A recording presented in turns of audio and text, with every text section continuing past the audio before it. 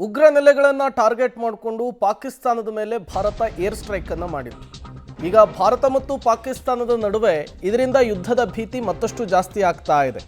ರಾಜ್ಯದ ಎಲ್ಲ ಅಣೆಕಟ್ಟುಗಳಿಗೆ ಭದ್ರತೆಗಾಗಿ ಈಗ ಕೇಂದ್ರದಿಂದ ಸೂಚನೆ ಪಾಸ್ ಆಗಿದೆ. ತತ್ಕ್ಷಣಕ್ಕೆ ಅಣೆಕಟ್ಟುಗಳಿಗೆ ಭದ್ರತೆಯನ್ನು ಕೊಡಬೇಕು ಅಂತ ಹೇಳಿ ಆದೇಶ ಪಾಸ್ ಆಗಿದೆ. ಜಲಸಂಪನ್ಮೂಲ ಇಲಾಖೆಯ ಅಪರ ಮುಖ್ಯ ಕಾರ್ಯದರ್ಶಿ ಈ ರೀತಿಯ ಸೂಚನೆಯನ್ನು ಪಾಸ್ ಮಾಡಿರುವಂಥದ್ದು. ಈಗಾಗಲೇ ಉಗ್ರರನ್ನು ಟಾರ್ಗೆಟ್ ಮಾಡಿಕೊಂಡು ಯಾವುದೇ ನಾಗರಿಕರಿಗೆ ತೊಂದರೆ ಆಗದೇ ಇರುವ ರೀತಿಯಲ್ಲಿ ಯಾವುದೇ ಸೇನೆಯನ್ನು ಟಾರ್ಗೆಟ್ ಮಾಡದೇನೆ ಭಾರತ ಏರ್ ಸ್ಟ್ರೈಕನ್ನು ಮಾಡಿದೆ.